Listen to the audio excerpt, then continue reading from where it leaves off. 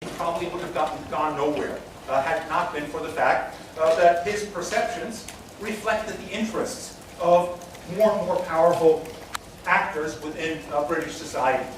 In particular, and we've discussed this to some extent earlier on in the course in a slightly different context, as gold was flowing into European coffers, in particular from the New World, and in particular into Portugal and Spain, and from there into the Netherlands, into Germany, and in particular into England, those that profited from that gold were primarily merchants. Merchants that were selling goods that were in demand in Portugal and Spain, and that ended up with much of that gold, and that had interest in expanding their wealth, and as a result became much more powerful. And that meant that by the time that Adam Smith was writing, these merchants were in many cases much more wealthy than their old landed counterparts, the old nobility. In fact, the old nobility increasingly had to borrow money from these merchants in order to keep their operations afloat. And that increasingly meant that these merchants had more and more power. And these merchants, of course, resented the influence or the privileges of those old elites, and to a large extent wanted to replace them. And freeing up markets was a good way of doing so. So their increasing economic power led to increasing political power and led to these political reforms that eventually created the kind of open marketplace, or close approximation to it, that Adam Smith was advocating. Now, the reality, as many of you know, of course, is that even today, markets are not entirely free, of political constraints. There are all sorts of regulations and so on and so forth. But at its core, nonetheless, we live in a system called capitalism. And capitalism functions at its core in accordance to a market system that allocates resources and that allocates things, among other things, like labor. So let me talk a little bit about different approaches to international political economy in understanding this relationship between politics and economics. And I'm going to start with liberalism rather than realism, in large part because liberalism, to a large extent, grew out of Adam Smith's philosophy and his thoughts.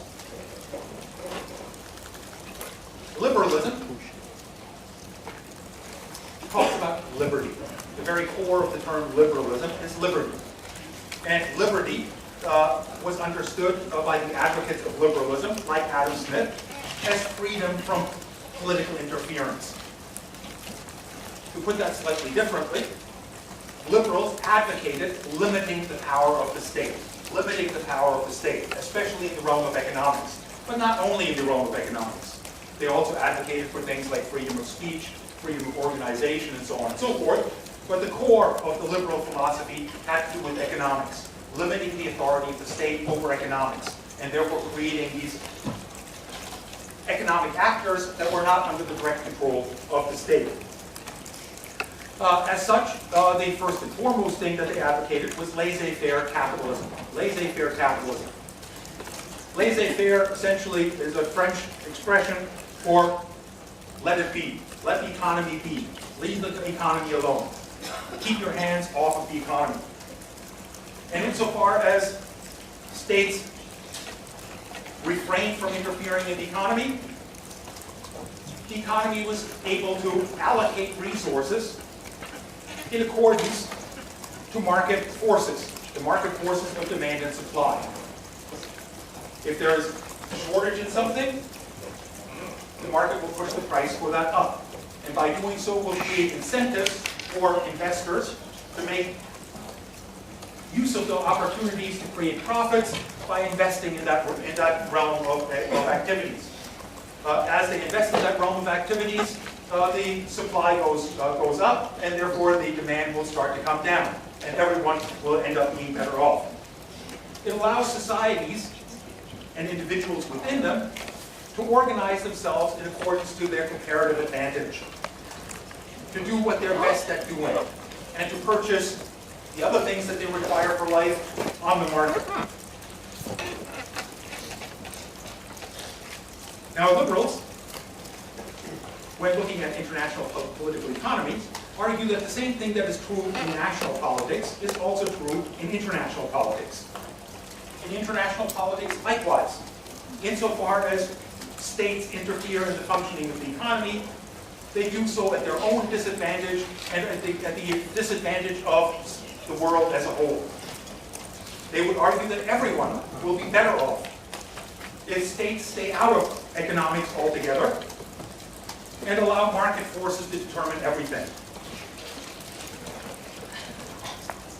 Essentially, states, like individuals, will naturally tend to focus on investing in those things that they're best at producing on their own,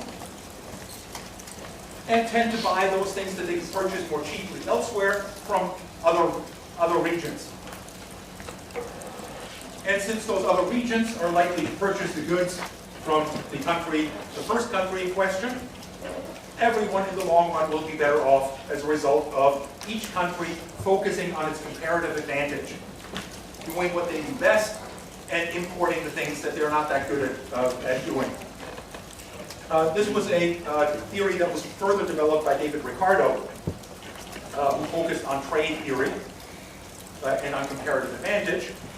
And he simply, again, used a fairly straightforward analogy in advocating comparative advantage.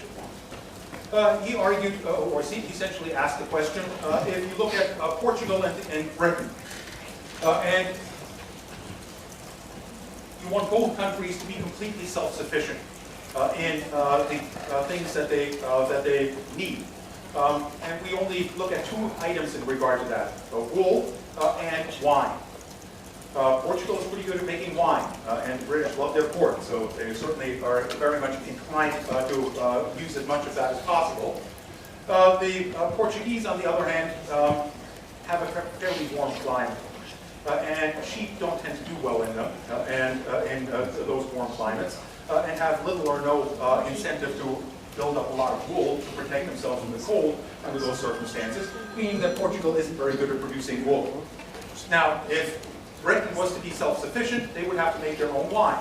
And to do so, they would probably have to erect enormous amounts of greenhouses to protect them from the unfriendly climate, and that would make that wine extremely, extremely expensive, and probably of poor quality. And the flip side would be the case for wool in Portugal.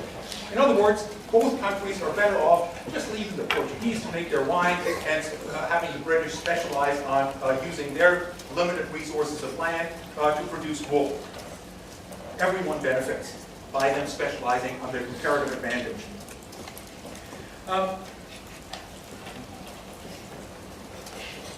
This spills over into a few other things related to trade issues. First of all, the notion of modernization. The notion of modernization. In essence, many observe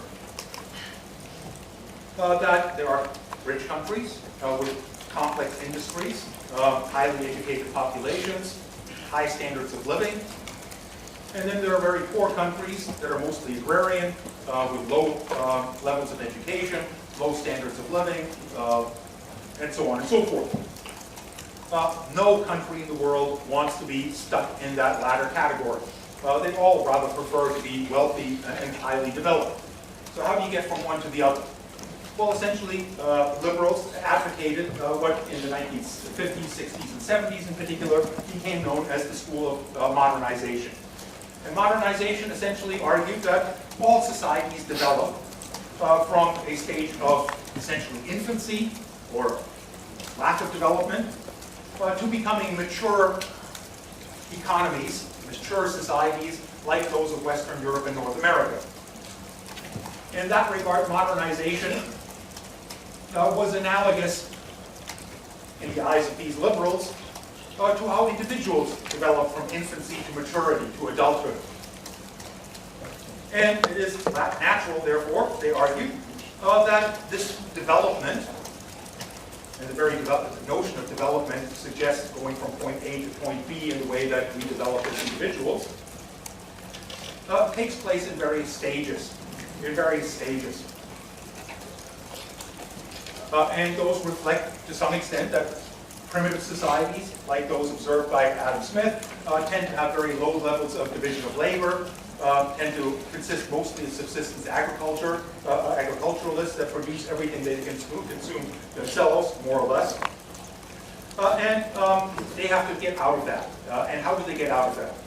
Well, the first thing they would argue is that subsistence agriculture has to be abandoned in favor of specializing on those kinds of goods that these folks are best at producing. Export crops, in other words.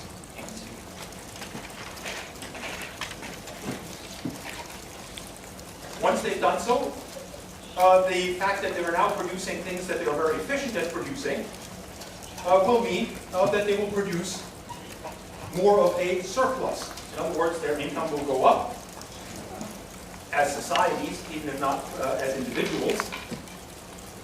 And as their income goes up, some of that income can become a source of investment. Investment in things like infrastructure, investment in things like other industries, and so on and so forth. And by going through this, by essentially tying themselves to the global market, they can move slowly from a stage of lack of development, of subsistence agriculture, and poverty, to becoming more wealthy. Now, many of these modernization theorists understood that there were some ugly parts to this, that this was not all just a win-win situation in which everyone would benefit and so on. In particular, they understood that subsistence agriculture is not something that's easy to abandon. How do you, if you're dependent for your own food, for your own sustenance, for everything, on your own little plot of land, suddenly decide only to produce coffee? Well, you can't do that.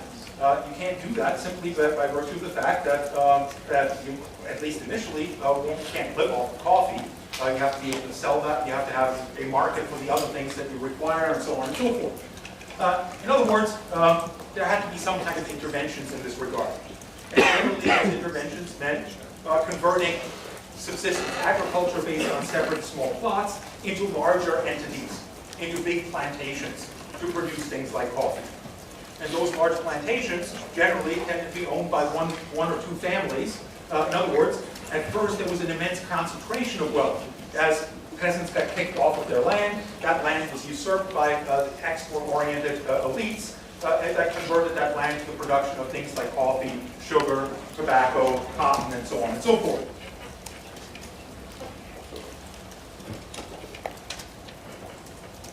But sooner or later, these folks would, and in fact they argue that this was on the whole a good thing, because as long as that wealth that's created by specialization is spread throughout the society as a whole, most of it would be consumed rather than invested.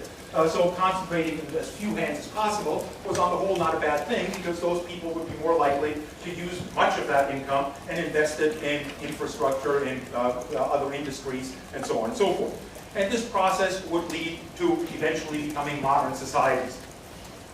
They also argue that this overall relationship that would emerge as a result of these processes between states would create what liberals call complex interdependencies. Complex interdependencies. Meaning that as states trade more with each other, and as all of them benefit from that trade, the likelihood of conflict between these states is likely to diminish. Because conflict between these states would, by necessity, interrupt trade. And interrupting trade, by necessity, would cost an awful lot of money, would diminish the standard of living of all of those societies affected by it, and thus be less likely for states to engage in. I also wanted to very briefly mention in this context Keynesianism. Keynesianism emerged, Keynes is very much a liberal economist. In fact, he today more or less defines what many people mean by liberalism, although it's somewhat of a distortion. For example, in the United States in particular, liberalism has become a dirty word. It's become a dirty word because it's associated with Keynes. And Keynes was associated with the creation of the welfare state. The welfare state was intended to correct some of the more blatant shortcomings of the market system, especially in terms of social justice, by creating a social safety net, and so on and so forth. But Keynes essentially observed that while all of the capitalist economies are good and fine, in the short term there are problems with it. In the short term there are problems that he identified as business cycles. In other words, all economies that he studied seem to go through cycles of relatively robust and strong economic growth, followed by periods of stagnation and in some cases even decline. These periods of stagnation and decline, in many cases, pull lots of people into bankruptcy, pull lots of people into unemployment, and in the absence of social institutions able to deal with these problems, created social tensions that could tear the whole entire system apart. And indeed, in the 1930s, it looked like it was coming apart at the seams. And indeed, the Russian Revolution and the strength of communist parties throughout the world seemed to make a lot of the people in power very fearful that it was falling apart. Keynes therefore advocated for institutions like the minimum wage, like a welfare state system, a social safety net, and to some extent also accepted the notion of labor unions as a means of regulating capitalism.